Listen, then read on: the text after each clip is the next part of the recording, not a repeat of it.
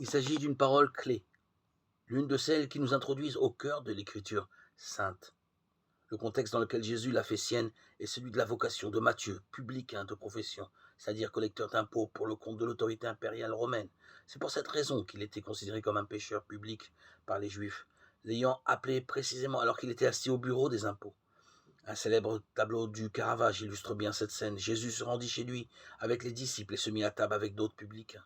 Voici ce qu'il répondit aux pharisiens scandalisés. Ce ne sont pas les gens bien portants qui ont besoin du médecin, mais les malades. Je ne suis pas venu appeler des justes, mais les pécheurs. Toujours attentif au lien entre l'Ancien et le Nouveau Testament, l'évangéliste Matthieu met alors dans la bouche de Jésus la prophétie d'oser. Allez, apprendre ce que signifie je veux la miséricorde, non le sacrifice. Puissiez-vous découvrir ce visage du Seigneur pour vous, notamment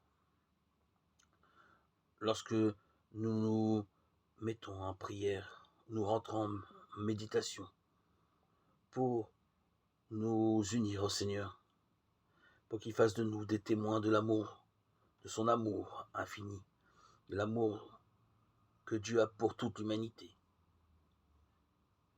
Gloire à Dieu au plus haut des cieux et paix sur la terre aux hommes qu'il aime. À toi, Seigneur, tout honneur et toute gloire pour les siècles des siècles.